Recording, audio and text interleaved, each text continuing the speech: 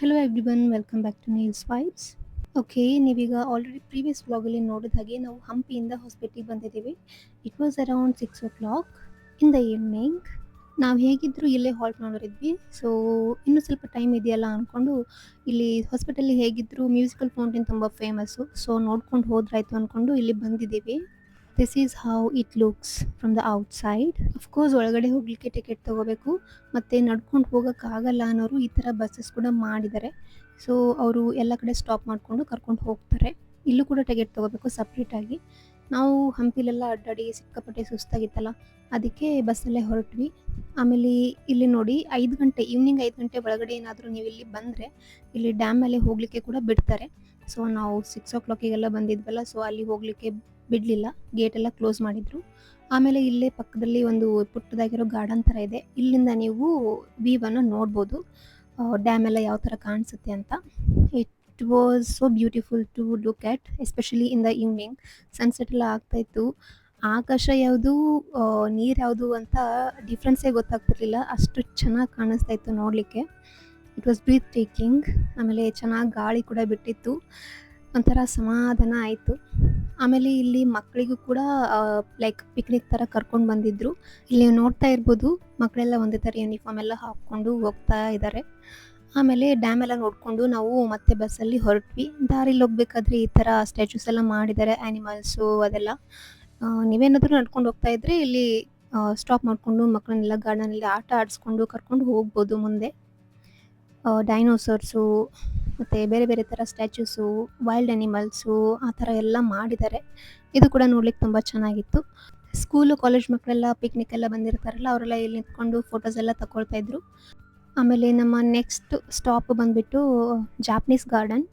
ಇಲ್ಲಿ ಬೇರೆ ಬೇರೆ ಆ್ಯಕ್ಟಿವಿಟೀಸ್ ಎಲ್ಲ ಇದ್ವು, ಲೈಕ್ ಬೋಟಿಂಗು ಮತ್ತು ಮಸಾಜ್ ಚೇರು, ಆಮೇಲೆ ಬೇರೆ ಬೇರೆ ಏನಂತಾರೆ ಗೇಮ್ಸು, ಆ್ಯಕ್ಟಿವಿಟೀಸು, ಆಕ್ವೇರಿಯಂ ಮತ್ತು ಮ್ಯೂಸಿಕಲ್ ಫೌಂಟೇನ್ ಕೂಡ ಇಲ್ಲೇ ಬರುತ್ತೆ.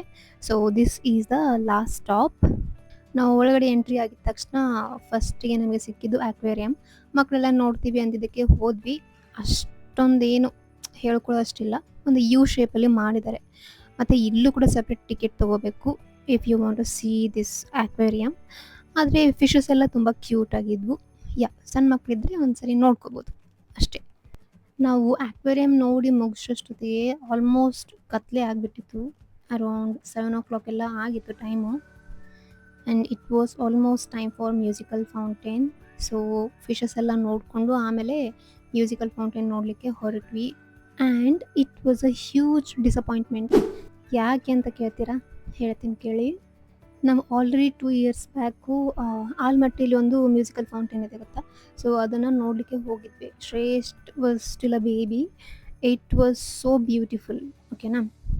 ಮತ್ತು ಅದು ಬರ್ತಾ ಬರ್ತಾ ಅಪ್ಗ್ರೇಡ್ನೂ ಆಗ್ತಾ ಇದೆ, ಓಕೆನಾ? ಬಟ್ ಇಲ್ಲಿ ಹೊಸಪೇಟೆ ಸಿಕ್ಕಾಪಟ್ಟೆ ದೊಡ್ಡೂರು ಒಂದು, ಇಲ್ಲೂ ಕೂಡ ಅದೇ ಥರ ಅಪ್ಡೇಟ್ ಆಗಿರ್ಬೋದು ಅಂದ್ಕೊಂಡು ಬಂದಿದ್ವಿ ಈ ಮ್ಯೂಸಿಕಲ್ ಡ್ಯಾನ್ಸಿಂಗ್ ಫೌಂಟೇನ ನೋಡಲಿಕ್ಕೆ. ಇಲ್ಲಿ ಒಂದು ಹಾಫ್ ಆ್ಯನ್ ಅವರ್ವರೆಗೂ ನಾವು ವೇಟ್ ಮಾಡಿದ್ವಿ, ಶುರು ಆಗುತ್ತೆ ಅಂತ.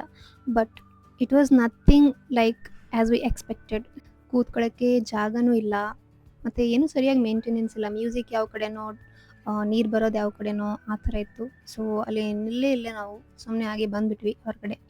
ಸೊ ನೆಕ್ಸ್ಟು ಇಲ್ಲಿ ಗೇಮಿಂಗ್ ಝೋನ್ ಇತ್ತು, ಇಲ್ಲೂ ಕೂಡ ಬಂದಿದ್ವಿ. ಇಲ್ಲಿ ಏನಾದರೂ ನಾವು ಬೆಳಗ್ಗೆ ಟೈಮಲ್ಲಿ ಬಂದಿದ್ದರೆ ಇವೆಲ್ಲವೂ ಓಪನ್ ಆಗಿರ್ತಿತ್ತು. ಇವಾಗ ಸದ್ಯಕ್ಕೆ 12D ಮೂವಿ ಮತ್ತು ಸ್ವಲ್ಪ ಮಕ್ಕಳು ಆಟ ಆಡೋದು, ಆಮೇಲೆ ಹಾರರ್ ಥರ ಇರುತ್ತಲ್ಲ ಅದೊಂದು, ಅವಿಷ್ಟೇ ಓಪನ್ ಆಗಿದ್ವು.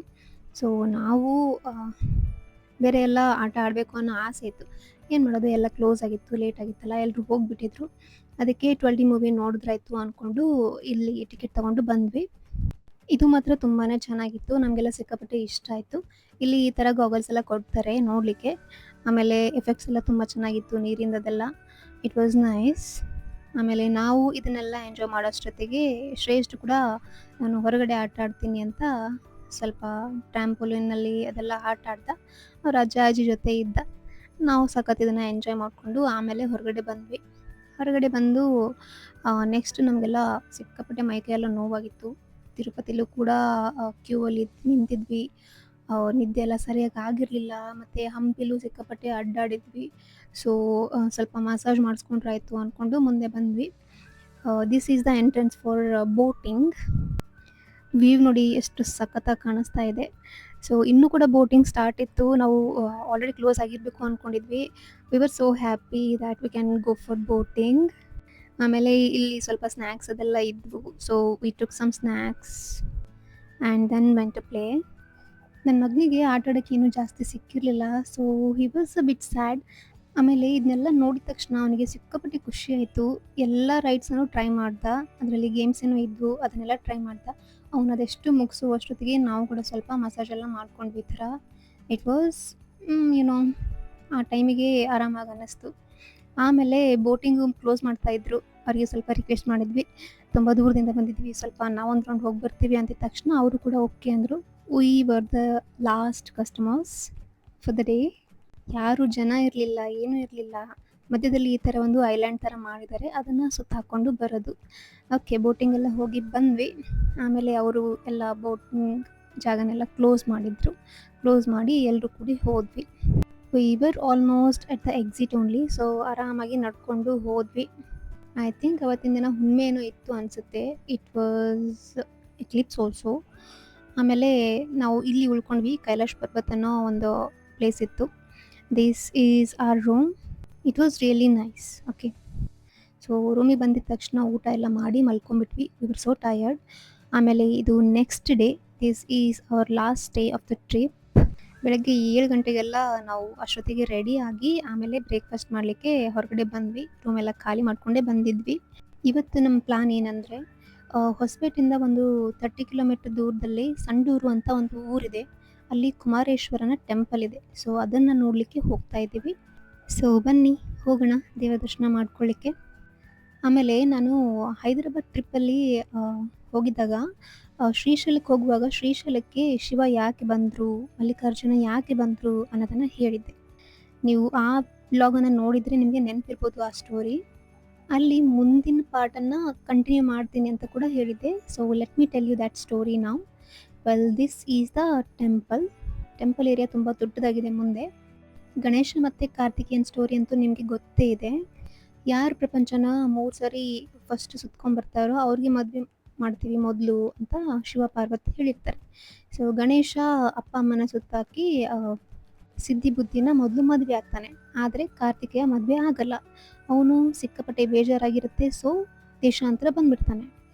ಕಾರ್ತಿಕೇಯ ಭೂಮಿ ಮೇಲಿದ್ದಾನೆ ಅನ್ನೋದು ಪಾರ್ವತಮ್ಮನಿಗೆ ಗೊತ್ತಾಗಿ ಮಗನನ್ನು ತುಂಬ ಮಿಸ್ ಮಾಡಿಕೊಂಡು ಕೊನೆಗೆ ಮಗನನ್ನು ಮನೆ ಕರ್ಕೊಂಡೋಗಿ ಮದುವೆ ಮಾಡಬೇಕು ಅಂತ ಬರ್ತಾಳೆ. ಅವರಮ್ಮ ಎಷ್ಟೇ ಕನ್ವಿನ್ಸ್ ಮಾಡೋಕ್ಕೆ ಟ್ರೈ ಮಾಡಿದ್ರು ಕೂಡ ಅವನು ಮದುವೆಗೆ ಒಪ್ಪಲ್ಲ. ಅವರಮ್ಮ ಹೇಳ್ತಾರೆ, ನನ್ನ ಥರನೇ ಇರೋ ಹುಡುಗಿನ ನೋಡಿದ್ದೀನಪ್ಪ, ಮದುವೆ ಆಗು ಅಂತ. ಆದರೆ ಅವನು ಇಲ್ಲ ಅಂತ ಹೇಳ್ತಾನೆ. ತಾಯಿ ಥರ ಇರೋರನ್ನ ಹೇಗಮ್ಮ ಮದುವೆ ಆಗೋದು, ತಾಯಿನ ಯಾರಾದರೂ ಮದುವೆ ಆಗ್ತಾರಾ, ಇಲ್ಲಮ್ಮ ಅಂತ ಹೇಳ್ತಾನೆ. ಆಗ ಪಾರ್ವತಮ್ಮ ಸಿಟ್ಟಲ್ಲಿ, ನಿನ್ನ ಇಷ್ಟು ಹೊತ್ತು ಹೆತ್ತು ಹಾಲು ಕುಡಿಸಿ ಇಷ್ಟು ಹತ್ರ ಬೆಳೆಸಿದ್ದಕ್ಕೆ ನೀನು ನನಗೆ ಇದೇ ಥರನ ಮಾಡೋದು ಅಂತ ಎಲ್ಲ ಕೇಳ್ತಾರೆ. ಆವಾಗ ಕಾರ್ತಿಕೇಯನಿಗೆ ಸಿಕ್ಕಾಪಟ್ಟೆ ಬೇಜಾರಾಗಿ, ಯಾವ ತಾಯಿನೂ ಮಾಡದೇ ಇರೋಂಥದ್ದು ನೀನು ಏನು ಮಾಡಿದೀಯಮ್ಮ, ನೀನು ಕುಡಿಸಿದ ಹಾಲು ನನಗೆ ಬೇಡ ಅಂತ ಎಲ್ಲನೂ ವಾಂತಿ ಮಾಡ್ಕೊತಾನೆ. ಪೂರ್ತಿ ರಕ್ತ ಬರೋವರೆಗೂ ವಾಂತಿ ಮಾಡ್ಕೊತಾನೆ.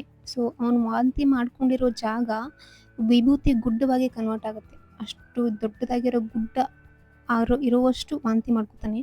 ಅವನ ಕಷ್ಟನ ನೋಡೋಕ್ಕಾಗ್ದಿರ ಪಾರ್ವತಮ್ಮನಿಗೆ ಸಿಕ್ಕಾಪಟ್ಟೆ ಬೇಜಾರಾಗುತ್ತೆ. ಆ ಟೈಮಲ್ಲಿ ಶಿವ ಬರ್ತಾರೆ, ಮಗನ್ನ ಮತ್ತೆ ಹೆಂಡತಿನ ಕರ್ಕೊಂಡು ಹೋಗಬೇಕು ಅಂತ. ಬಟ್ ಕಾರ್ತಿಕೇಯ ಮಾತ್ರ ಒಪ್ಪಲ್ಲ. ಅವನು ಬರೆದಿರೋ ನಾನು ಬರಲ್ಲ ಅಂತ ಪಾರ್ವತಮ್ಮನೂ ಒಪ್ಪಲ್ಲ. ಕೊನೆಗೆ ಒಂದು ನಿರ್ಧಾರಕ್ಕೆ ಬರ್ತಾರೆ, ನಾನು ಈ ಜನ್ಮದಲ್ಲಿ ಮಾತ್ರ ಮದುವೆ ಆಗಲ್ಲ, ಕುಮಾರೇಶ್ವರನಾಗಿ ಇಲ್ಲೇ ನೆಲೆಸ್ತೀನಿ ಅಂತ ಹೇಳ್ತಾನೆ. ಮತ್ತು ಅವನ ಪಕ್ಕದಲ್ಲೇ ಕೂಡ ಪಾರ್ವತಮ್ಮನ ಗುಡಿ ಕೂಡ ಇದೆ ನೋಡಿ ಪಾರ್ವತಮ್ಮನ ದೇವಸ್ಥಾನ. ಸೊ, ಅಮ್ಮ ಮಗ ಇಬ್ಬರು ಇಲ್ಲೇ ನೆಲೆಸ್ತಾರೆ. ಆಮೇಲೆ ಶಿವ ಕೂಡ ಇವ್ರ ಹತ್ರನೇ ಇರಬೇಕು ಅಂತ ಶ್ರೀಶೈಲಕ್ಕೆ ಬಂದು ಮಲ್ಲಿಕಾರ್ಜುನನಾಗಿ ನೆಲೆಸ್ತಾನೆ. This is the story of Sandur Shri Kumareshwara. ನೀವು ಅನ್ಕೊಳ್ತಿರ್ಬೋದು, ಇಷ್ಟೆಲ್ಲ ಸ್ಟೋರಿ ನಿಮ್ಗೆ ಹೇಗೆ ಗೊತ್ತಾಯಿತು ಅಂತ. ಇಲ್ಲಿರೋ ಅರ್ಚಕರೇ ಹೇಳಿದ್ದು ಈ ಸ್ಟೋರಿನ, ಅದನ್ನೇ ನಾನಿಲ್ಲೇ ಹೇಳ್ತಾ ಇದ್ದೀನಿ ಅಷ್ಟೇ. ಮತ್ತು ಕುಮಾರೇಶ್ವರ ಎಲ್ಲೆಲ್ಲಿ ಹೋಗಿದ್ದಾನೋ, ಯಾವ್ಯಾವ ಗುಡ್ಡದಲ್ಲೆಲ್ಲ ಅಡ್ಡಾಡಿದನೋ ಅಲ್ಲೆಲ್ಲ ಗಣಿ ಸಿಕ್ಕಿದೆ. ಇಲ್ಲೆಲ್ಲ ಕಂಪ್ಲೀಟ್ ಮೈನಿಂಗ್ ಆಗುತ್ತೆ. ಮತ್ತು ಈ ದೇವಸ್ಥಾನದ್ದು ಇನ್ನೊಂದು ಸ್ಪೆಷಾಲಿಟಿ ಏನಂದರೆ, ಯಾರಿಗಾದರೂ ಜಾಸ್ತಿ ಸಾಲ ಇತ್ತು ಅಂದರೆ ಸಾಲ ಮಾಡಿದ ದುಡ್ಡನ್ನು ಇಲ್ಲಿ ತೊಗೊಂಬಂದು ದೇವ್ರ ಹತ್ರ ಇಟ್ಟು ಅಥವಾ ದೇವ್ರ ಹುಂಡಿಗೆ ಹಾಕಿ ಸಾಲ ಎಲ್ಲ ಹೋಗೋ ಹಾಗೆ ಮಾಡು ಅಂತ ಪ್ರೇ ಮಾಡಿದ್ರೆ ಸಾಲ ಎಲ್ಲ ಹೋಗುತ್ತೆ ಅಂತ ಹೇಳ್ತಾರೆ. Well this is the speciality of this temple. ಆಮೇಲೆ ನಾವಿಲ್ಲಿ ಬಂದಾಗ ಯಾವುದೇ ರೀತಿಯ ಹಬ್ಬ ಅಥವಾ ಏನೂ ಇರಲಿಲ್ಲ. ಬಟ್ ಹೋಳಿ ಹುಣ್ಣಿಮೆ ಟೈಮಲ್ಲಿ ಇಲ್ಲಿ ತುಂಬ ಚೆನ್ನಾಗಿ ಮಾಡ್ತಾರೆ ಅಂತ ಕೇಳಿದ್ದೀನಿ. So it was completely empty when we went here. So ಆರಾಮಾಗಿ ಸಮಾಧಾನವಾಗಿ ದೇವ್ರ ದರ್ಶನ ಎಲ್ಲ ಮಾಡ್ಕೊಂಡ್ವಿ. ದೇವರು ಕೂಡ ತುಂಬ ಚೆನ್ನಾಗಿ ಅಲಂಕಾರ ಮಾಡಿರ್ತಾರೆ.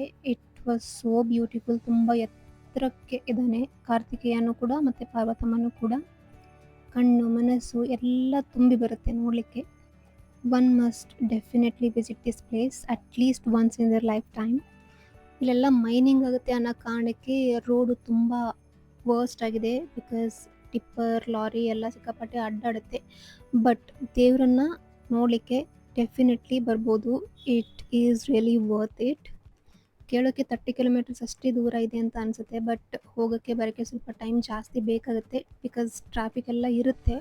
ಯಾಕಂದರೆ ಒಂದೇ ಸಿಂಗಲ್ ರೋಡ್ ಇರೋದು ಮತ್ತು ಗಾಡಿಗಳೆಲ್ಲ ಜಾಸ್ತಿ ಅಡ್ಡಾಡ್ತಿರುತ್ತೆ ಈ ಥರ ಎಲ್ಲ ಲೋಡ್ ಮಾಡಿಕೊಂಡು. ಮತ್ತು ರೋಡ್ ಕಲರ್ ನೋಡಿ, ಗಿಡಗಳು ನೋಡಿ, ಎಲ್ಲ ಕಡೆ ಬರೀ ಆರೆಂಜ್ ಕಲರ್, ಮಣ್ಣಿಂದೇ ಕಲರ್ ಫುಲ್. ನಮ್ಮ ವೆಹಿಕಲ್ ಕೂಡ ಸಿಕ್ಕಾಪಟ್ಟೆ ಗಲೀಜಾಗಿತ್ತು. ಆಮೇಲೆ ಅದನ್ನು ನೋಡಿ ಅದಾದ ತಕ್ಷಣ ನಾವು ಸಜ್ಜಲ್ ಗುಡ್ಡಕ್ಕೆ ಬಂದ್ವಿ. ಈ ಊರು ಇಲ್ಕಲಿಂದ ಸ್ವಲ್ಪ ಒಳಗಡೆ ಹೋಗಬೇಕು, ಒಂದು 30 ಕಿಲೋಮೀಟರ್ಸ್ ಅಷ್ಟೇ. ಸೊ ಇಲ್ಲಿ ಬಂದು ನಾವು ಗುರುಗಳ ದರ್ಶನ ಮಾಡಲಿಕ್ಕೆ ಬಂದ್ವಿ. ಈ ತೇರು ನೋಡಿ ಎಷ್ಟು ಕ್ಯೂಟ್ ಆಗಿದೆ. ಓಕೆ, ಇಲ್ಲಿ ಸಜ್ಜಲ್ ಗುಡ್ಡದಲ್ಲಿ ಶರಣಮ್ಮನವರು ಲಿಂಗೈಕ್ಯರಾಗಿದ್ದಾರೆ. ಸೊ ಅವರ ಟೆಂಪಲ್ ಇಲ್ಲಿರೋದು. ಶಿವನನ್ನು ಆರಾಧಿಸ್ತಾರೆ. ನಾವು ಚಿಕ್ಕವರಿದ್ದಾಗಿನಿಂದ ಹಿಡಿದು ಇಲ್ಲಿ ಯಾವಾಗಲೂ ಬರ್ತೀವಿ. ಲೈಫಲ್ಲಿ ಏನೇ ಕಷ್ಟನೇ ಬರಲಿ, ಒಳ್ಳೆಯದು ಕೆಲಸ ಏನಾದರೂ ಶುರು ಮಾಡಬೇಕು ಅಂದ್ಕೊಂಡಿದ್ರೆ ಇಲ್ಲಿ ಬಂದು ಆಶೀರ್ವಾದ ತಗೊಂಡು ಅಜ್ಜರ ಹತ್ರ ಅವ್ರ ಅಭಿಪ್ರಾಯನ ಕೇಳಿ ಆಮೇಲೆ ಶುರು ಮಾಡ್ತೀವಿ. ಗಾದೆ ಮಾತೇ ಇದೆ, ಹರ ಮುನಿದರು ಗುರು ಕಾಯುವನು ಅಂತ. ಅವ್ರು ಹೇಳ್ದಾಗೆ ನಾವು ಮುಂದುವರಿತೀವಿ. ಹೇಗಿದ್ದರೂ ಇಷ್ಟು ದೂರ ಬಂದಿದ್ದೀವಿ, ದಾರಿಲೇ ಇದೆ, ಒಂದು ಸ್ವಲ್ಪ ಹೋಗಿ ಬಂದ್ರಾಯ್ತು ಅಂದ್ಕೊಂಡು ಬಂದಿದ್ದೀವಿ. ಮೊದಲು ಬಂದು ಅಮ್ಮನವ್ರ ದರ್ಶನ ಮಾಡ್ಕೊಂಡ್ವಿ. ಆಮೇಲೆ ಮಂಗಳಾರತಿ ಎಲ್ಲ ಮಾಡಿಸಿ ಆಮೇಲೆ ಗುರುಗಳಿಗೆ ಭೇಟಿಯಾದ್ವಿ. ಇಲ್ಲಿ ದೇವಸ್ಥಾನದ ವತಿಯಿಂದ ಸ್ಕೂಲು ಕಾಲೇಜ್ಗಳೆಲ್ಲ ಇದೆ. ಮಕ್ಕಳು ಇಲ್ಲಿ ಕಲಿಯಕ್ಕೆ ಬರ್ತಾರೆ. ಬರೀ ಸ್ಕೂಲಲ್ಲಿರೋ ವಿದ್ಯಾಭ್ಯಾಸ ಅಷ್ಟೇ ಅಲ್ಲದೆ ಮಂತ್ರ ಅದೆಲ್ಲ ಕಲಿತಾರೆ. ಇಲ್ಲಿ ಯಾವಾಗಲೂ ಪ್ರಸಾದ ಇರುತ್ತೆ. ಸರ್ವ್ ಮಾಡೋದು ಮತ್ತು ಅಡುಗೆ ಎಲ್ಲ ಮಾಡೋದು ಎಲ್ಲ ಸ್ಕೂಲ್ ವಿದ್ಯಾರ್ಥಿಗಳೇ. ನಾವು ಚಿಕ್ಕವರಾಗಿದ್ದಾಗ ಒಳ್ಳೆಕಲ್ಲಲ್ಲಿ ಹುಂಚಿಕಾಯಿ ಹಿಂಡಿ ರುಬ್ತಿದ್ರು. ಇಷ್ಟು ಟೇಸ್ಟಿಯಾಗಿರ್ತಿತ್ತು, ಟ್ರಸ್ಟ್ ಮೀ. ಮತ್ತು ಸಾಂಬಾರು ಕೂಡ ತುಂಬ ಚೆನ್ನಾಗಿ ಮಾಡ್ತಿದ್ರು. ಇದೆಲ್ಲ ನೆನಪಾಗ್ತಾ ಇದೆ ಇವಾಗ. ಓಕೆ, ಅಲ್ಲಿಂದ ನಾವು ನೆಕ್ಸ್ಟು ಕಂಬಳಿ ಹಾಳಕ್ಕೆ ಬಂದ್ವಿ. ಇವಾಗಿರೋ ಅಮ್ಮನವರು ಇಲ್ಲೇ ಇದ್ದಾರೆ. ಸೊ ಅಜ್ಜರನ್ನ ಅಲ್ಲೇ ಭೇಟಿಯಾಗಿ ಬಂದ್ವಿ. ಇಲ್ಲಿ ಅಮ್ಮನವ್ರ ದರ್ಶನ ಮಾಡ್ಕೊಳ್ಳಿಕ್ಕೆ ಬಂದಿದ್ದೀವಿ. ಇಲ್ಲಿ ರಾಯಚೂರು ಡಿಸ್ಟಿಕಲ್ಲಿರೋ ಆಲ್ಮೋಸ್ಟ್ ತುಂಬ ಜನ ಇಲ್ಲಿ ತುಂಬ ನಡ್ಕೋತಾರೆ. ತಾವು ಬೆಳೆದಿರೋ ಬೆಳೆನೆಲ್ಲ ಇಲ್ಲಿ ದಾನವಾಗಿ ಕೊಡ್ತಾರೆ. ಆಮೇಲೆ ಅದಕ್ಕೆ ಕೊಟ್ಟಿರೋ ದಾನದಲ್ಲೇ ಕೂಡ ಅಮ್ಮನವರು ಒಂದು ಬಗ್ಸೆಯಷ್ಟು ಆಶೀರ್ವಾದನ ಮಾಡಿ ಮತ್ತೆ ವಾಪಸ್ ಅದೇ ರೈತರಿಗೆ ಕೊಡ್ತಾರೆ. ಅದನ್ನು ಅವರು ಹೊಲದಲ್ಲಿ ಬೆಳೆದ್ರೆ ಅವ್ರ ಫಲ ಮತ್ತೆ ಚೆನ್ನಾಗಿ ಬರಲಿ ಅಂತ ದಾನವಾಗಿ ಕೊಡ್ತಾರೆ. It is so beautiful. ಆಮೇಲೆ ಹೋದಾಗ ಯಾವಾಗಲೂ ಕೂಡ ಪ್ರಸಾದ ಇರುತ್ತೆ. ಇವಾಗ ಸುಸ್ಲ ಮಾಡಿದ್ರು.